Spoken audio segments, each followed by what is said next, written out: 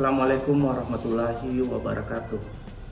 Perkenalkan, nama saya Reza Asra STPMP, dosen program studi agroteknologi Fakultas Sains dan Teknologi Universitas Muhammadiyah Sidenreng Rapang. Melalui kesempatan ini, saya akan menjelaskan pernyataan diri dosen dalam unjuk kerja Tridharma Perguruan Tinggi atau PDD UKT-PT dalam bidang pengajaran. Saya mengampu salah satu mata kuliah wajib yaitu agrohidrologi dengan bobot 3 SKS dan diprogramkan pada semester 4. Secara umum, mata kuliah agrohidrologi adalah mata kuliah inti pada program studi agroteknologi yang mempelajari berbagai aspek tata kelola air dalam bidang pertanian.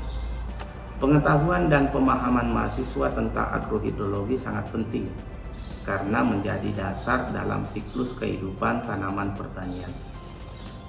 Untuk memprogramkan mata kuliah ini, maka setiap mahasiswa diwajibkan melulusi mata kuliah prasyarat, yakni mata kuliah dasar-dasar ilmu tanah.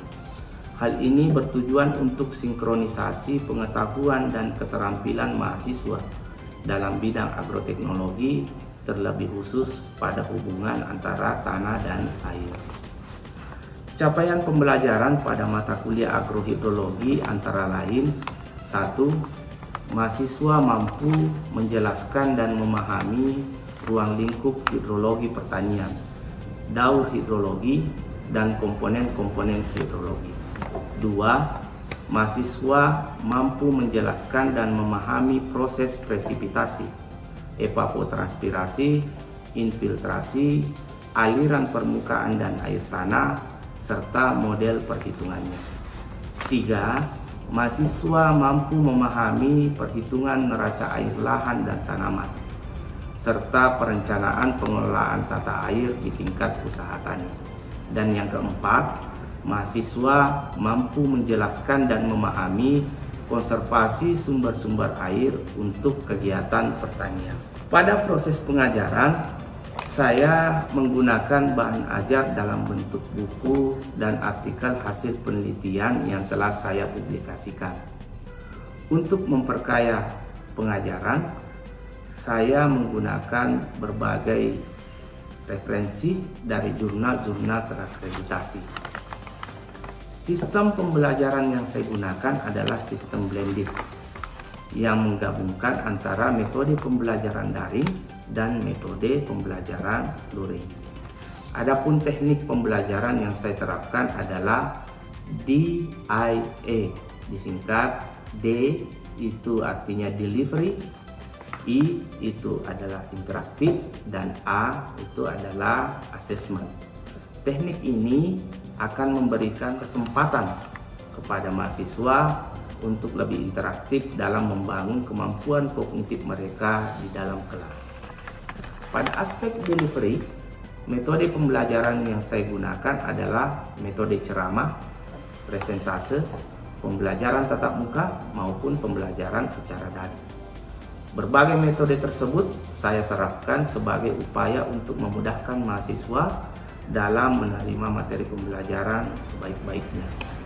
Pada aspek interaktif, interaksi mahasiswa sangat ditekankan.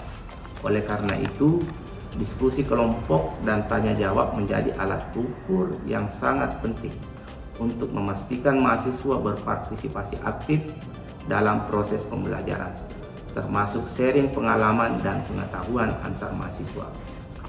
Aspek asesmen dilakukan melalui pemberian kuis, tugas, dan ujian. Hal ini bertujuan untuk menilai sejauh mana kualitas pemahaman mahasiswa terhadap materi pembelajaran yang saya berikan. Sistem penilaian dalam proses pembelajaran yang saya lakukan didasarkan pada beberapa aspek yang meliputi: 1.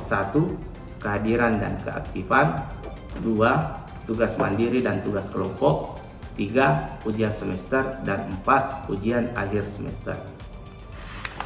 Parameter penilaian tersebut selanjutnya saya konversi berdasarkan aturan internal program studi yang telah disepakati oleh mahasiswa pada saat kontrak perkuliahan. Konversi nilai tersebut terdiri atas 1. Kehadiran dan keaktifan sebanyak 25%. 2. Tugas mandiri dan tugas kelompok sebanyak 25%. 3. Ujian tengah semester sebanyak 20%. Dan 4. Ujian akhir semester sebanyak 30%. Selanjutnya, saya akan menampilkan video pembelajaran terkait mata kuliah agrohidrologi melalui metode luring. Adapun video yang saya maksud adalah sebagai berikut. Assalamualaikum.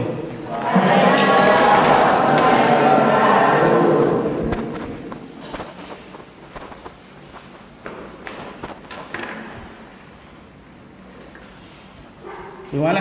Sehat-sehat semua? Oke. Kita mulai ya.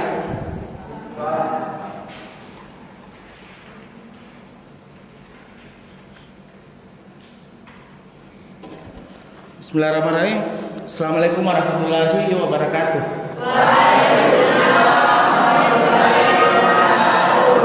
Jadi hari ini kita masuk ke pertemuan ketiga mata kuliah agrohidrologi semester 4 dengan sub pembelajaran yaitu hujan ya. Jadi pertemuan ketiga ini nanti kita akan membahas tentang hujan itu sendiri. Namun sebelum kita melangkah ke perkuliahan ini, kita terlebih dahulu untuk melakukan absensi sebagai bukti bahwa adik-adik sekalian atau mahasiswa sekalian itu hadir di perkuliahan saya pada hari ini. Jadi saya kasih waktu sekitar 3 menit untuk melakukan absensi. Silakan.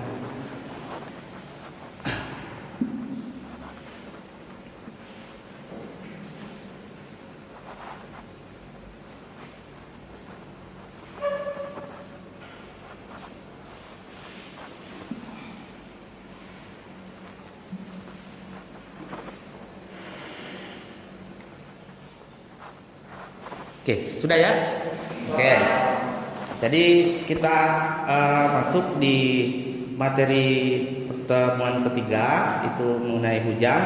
Jadi sebelum saya masuk ke materi lebih dalam, itu kita lihat dulu apa yang akan kita pelajari di pertemuan kita pada hari ini. Jadi materi kegiatan belajar ini berfokus pada mekanisme terjadinya hujan, kemudian tipe-tipe hujan, kemudian perhitungan curah hujan dengan alat penakar curah hujan, serta perhitungan hujan suatu kawasan dengan metode aritmatik, polygon Thiessen, dan isohir.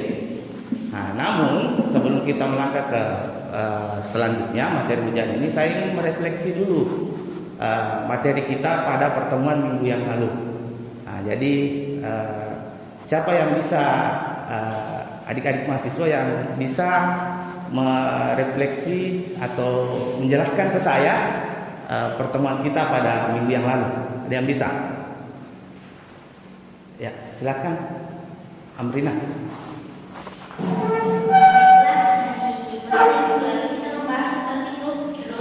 Ya. Nah, di mana siklus hidrologi ini pertama terjadi evaporasi, yaitu penguapan air di permukaan bumi, yaitu contohnya air sungai dan laut atau danau.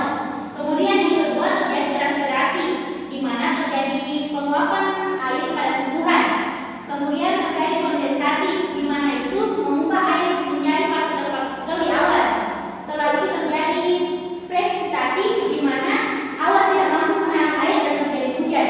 Kemudian setelah itu terjadi runoff, atau setelah hujan turun ke bumi, hujan akan bergerak dari tempat yang lebih tinggi menuju tempat yang lebih rendah.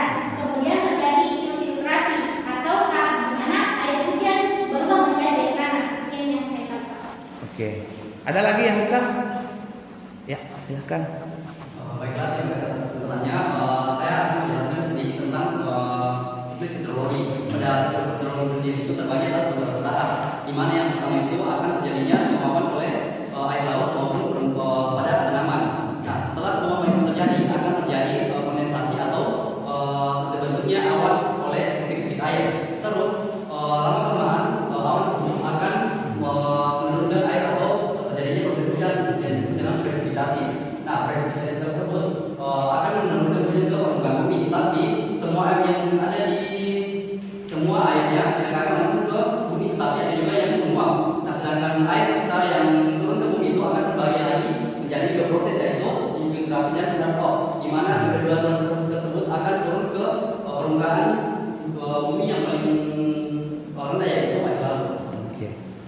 Ada lagi yang bisa? Ada? Silakan. Baiklah, saya akan menjelaskan sedikit mengenai proses atau siklus hidrologi. Ya. Hal yang pertama yaitu penguapan atau evaporasi yang terjadi di permukaan air laut ataupun di permukaan air yang ada di bumi. Namun selain evaporasi ada juga yang namanya transpirasi yang terjadi pada tumbuhan. Setelah itu air yang menguap akan menjadi titik-titik awan atau disebut dengan kondensasi. Setelah itu awan menjadi awan jenuh atau yang akan menjadi penyebab hujan. Setelah itu sebelum air turun ke bumi ada juga yang dibuangkan kembali ke atmosfer. Air yang turun ke bumi ada terjadi dua, ada yang infiltrasi dan juga runoff. Infiltrasi yaitu air yang meresap ke dalam tanah akan membentuk cekungan atau mata air yang akan turun ke laut atau ke bagian dasar dari permukaan. Yang kedua ada runoff atau limpasan permukaan yang akan turun langsung ke laut. Setelah itu dimulai dari proses pertama. Ya, oke, ya. Jadi saya rasa cukup ya dari pemaparan materi minggu lalu, penangkapan mahasiswa sekalian, bahwa secara umum siklus hidrologi itu siklus yang selalu berputar, ya. Jadi perputarannya itu pasti akan selalu sama. Itu baik di tingkat dimulai dari tingkat evaporasi atau penguapan air laut, transpirasi kalau tanaman, kemudian menguap menjadi titik-titik embun, menjadi awan, kemudian tertiup oleh angin, dan awan tersebut menggumpal menjadi besar sehingga dia bisa massa udaranya itu dia bisa turun ke bawah menjadi presipitasi. Nah, presipitasi ini atau hujan biasanya orang sebut itu akan kita pelajari di pertemuan kali ini. Jadi saya ingin bertanya dulu sebelum kita mulai perkuliahan kita, siapa yang bisa membedakan antara presipitasi dengan hujan? Ada yang bisa? Ada? Silakan. Baik, saya akan jelaskan sedikit tentang perbedaan antara hujan dan presipitasi. Ya. Jadi itu adalah turunnya air ke permukaan bumi, sedangkan presipitasi itu adalah turunnya air ke permukaan bumi seperti salju, embun, dan kabut. Oke. Jadi itu ya. Jadi kalau kita berbicara tentang presipitasi, berarti kita akan berbicara tentang segala sesuatu yang berhubungan dengan turunnya air, ya. Turunnya air dari atmosfer ke permukaan bumi, dari bagian udara ke permukaan bumi. Nah, kalau kita berbicara presipitasi juga, kita akan berbicara tentang segala sesuatu. Baik itu hujan salju, kabut, embun, dan hujan es. Namun kita di daerah tropis seperti Indonesia ini itu yang memberikan sumbangan paling besar terhadap turunnya air dari atmosfer ke permukaan bumi itu adalah hujan. Makanya orang menganggap bahwa di Indonesia di daerah tropis itu bahwa presipitasi itu sama dengan hujan. Itu kenapa orang menganggap bahwa sama. Jadi di situ perbedaannya ya secara umum. Namun ketika kita berada di daerah subtropis, ya presipitasi, salju yang turun itu juga dianggap presipitasi. Ya, oke. Selanjutnya ya kita ke tipe-tipe hujan. Sebelum kita masuk ke tipe hujan, itu kita pahami dulu bersama. Kita pahami dulu bersama kenapa bisa hujan itu terjadi. Ya, hujan itu terjadi karena ada udara basah yang naik ke atmosfer. Jadi ada udara basah yang naik ke atmosfer dan mengalami pendinginan sehingga terjadi proses kondensasi. Jadi itu tadi yang dijelaskan oleh Amrina, Adri, sama Nurul. Itu proses pertama itu proses terjadinya kondensasi. Kita harus pahami bersama bahwa ada tekanan terjadi. Nah, prosesnya itu berbeda-beda tiap waktu, tiap kondisi. Makanya saya di sini membedakan menjadi 3 tipe hujan.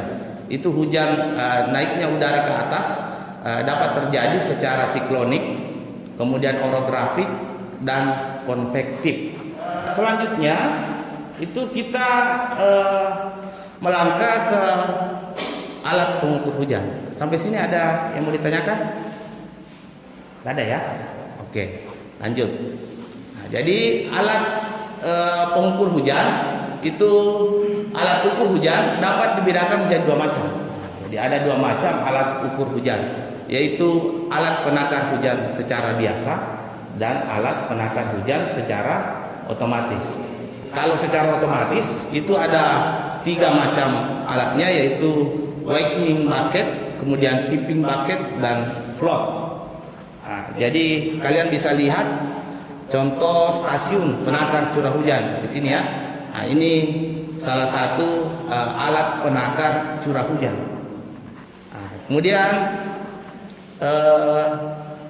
sampai di sini ada yang bertanyakan? Ada? Ada. Ya, dipahami ya? Nah, dipahami tentang alat penakar curah hujan. Jika kita berbicara tentang curah hujan, wilayah yang dilingkupi atau wilayah yang terjadinya hujan itu biasanya berbeda-beda. Nah, bagaimana caranya kita bisa mengukur wilayah tersebut curah hujannya sekian?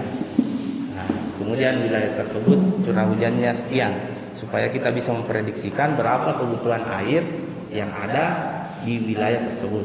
Makanya biasanya orang mengukur curah hujan itu dengan menentukan hujan di kawasan, ya, di setiap kawasan. Dia menggunakan 3 metode pengukuran metode pengukuran curah hujan dalam kawasan. Yang pertama metode aritmatik, kemudian metode polygon Thiessen, kemudian metode Isohiet. Nah, untuk metode pertama itu metode rata aritmatik atau metode aritmatik. Nah, metode ini adalah metode yang paling sederhana, ya, paling sederhana. Pengukuran dengan metode ini dilakukan dengan merata-ratakan hujan di seluruh das. Untuk itu kita belajar ya, contoh cara menghitung rata curah hujan di das. Nah, anggaplah ada 3 stasiun, ada 4 stasiun, stasiun A, B, C, D dengan nilai curah hujan bervariasi. Nah, jadi kita bisa menghitungnya dengan metode aritmatik dari berdasarkan rumus yang saya sampaikan tadi. Ya, jadi nilai berapa hujan di stasiun A, kemudian berapa hujan di stasiun B, kemudian berapa hujan di stasiun C, stasiun D dibagi berapa jumlah stasiun yang meliputi. Ada yang bisa membantu saya? Ada? Ya, silakan.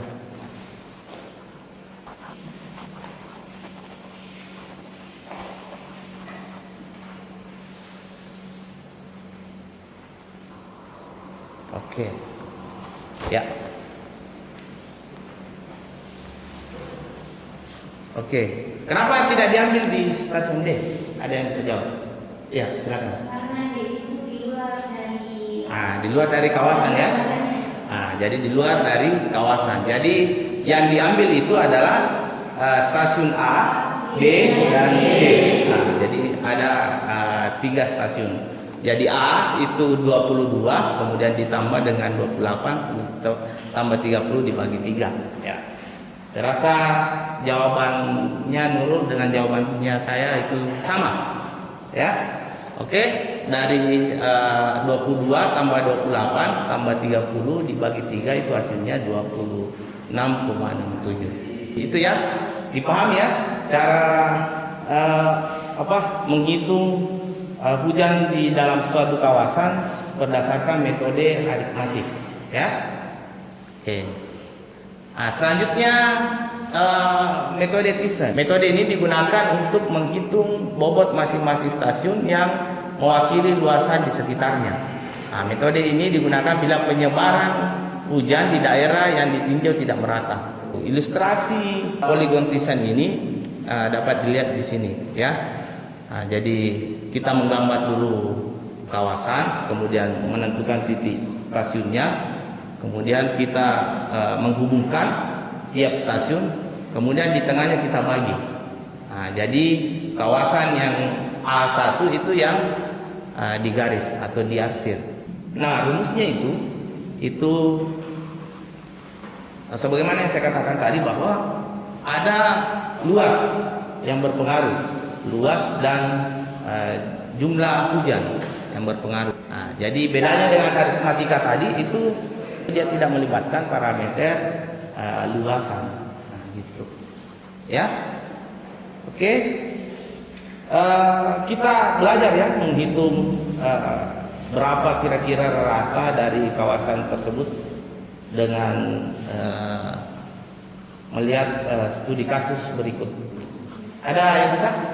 Silakan. Ada? Ya, silakan. Ramadan.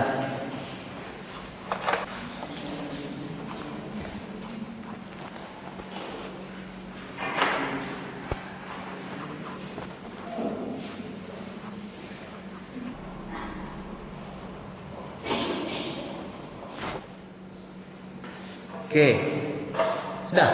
Ya. Oke. Jawabannya 26,58. Kita lihat ya. Apa? Oke, sama. Sama ya? Oke, tekan dulu. Jadi ya, seperti rumusnya tadi itu mengalihkan luas yang dijangkau dengan stasiun hujan yang berada di luas area tersebut, sehingga didapatkan rata-rata 26,58. Selanjutnya metode isohed. Nah, itu metode isohed itu garis yang menghubungkan titik-titik dengan tinggi kedalaman hujan yang sama. Nah, kesulitan dari penggunaan metode ini adalah jika jumlah stasiun di dalam dan sekitar das terlalu sedikit. Ini berapa ilustrasinya? Anggaplah isohednya begini. Ini lebih gampang ketika kita mengukurnya di dalam software, ArcGIS namanya. Nah, itu mungkin metode pengukuran hujan kawasan. Sampai di sini yang ingin saya sampaikan terkait perkuliahan kita di pertemuan ketiga ini. Ada yang mau ditanyakan? Ya, silakan. Suemi.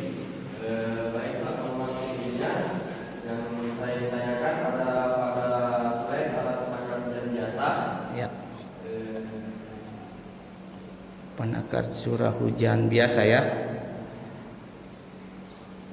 Ya. Yang saya ditanyakan, apa perbedaan dari curah hujan dari 0,1 dengan 0,0 mm dengan garis Ya. Garis mendatar ya. Nah, jadi ada pertanyaannya dari Suhemi. Nah, jadi apa kira-kira bedanya nilai curah hujan 0,0 mm dengan nilai yang diberi garis mendatar? Ada kira-kira yang bisa menjawab? Ada? Ya, silakan. Baik, saya akan menjawab pertanyaan dari Sumendi. Perbedaan antara curah hujan 0,0 mm dengan garis mendatar. Nah, kalau 0,0 mm itu terjadi hujan pada hari itu, sedangkan dengan garis mendatar tidak, sama sekali tidak terjadi hujan pada saat itu. Oke. Jadi itu ya. Jadi itu jawabannya. 0,0 mm itu terjadi hujan, tapi di bawah dari garis pengukuran, alias bisa dikatakan sangat sedikit masuk ke dalam dalam alat pengukur curah hujan itu. Itu terjadi hujan. Makanya ditulis 0,0. Kalau dia garis itu sama sekali dalam satu hari itu tidak terjadi hujan.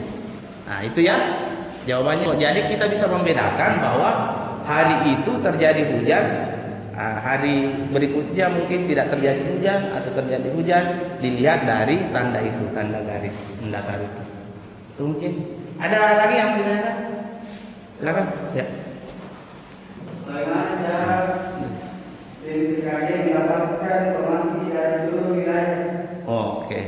Ada yang bisa jawab itu? Bagaimana caranya kira-kira itu BMKG mendapatkan data hujan di semua wilayah di Indonesia? Ya. Oke, silakan. Berdiri deh. Berdiri. Oke. Baik, saya akan menjawab pertanyaan dari Sobat dengan pertanyaan bagaimana cara mendapatkan data-data dari jawabannya di mana mendapatkan data tersebut. Campur transportasi bagaimana mendapatkan transportasi? Kalau maksudnya transportasi memiliki alat yang akan memastikan data langsung dan data tersebut kemudian akan dimasukkan ke dalam pengolahan lagi. Oke. Nah, jadi BMKG itu sistemnya terintegrasi. Setiap instansinya itu memiliki alat penakar.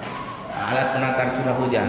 Nah, alat penakar curah hujan itu dikumpulkan dalam sistemnya itu bank data. Nah, kalian juga bisa mendownload di situsnya BMKG.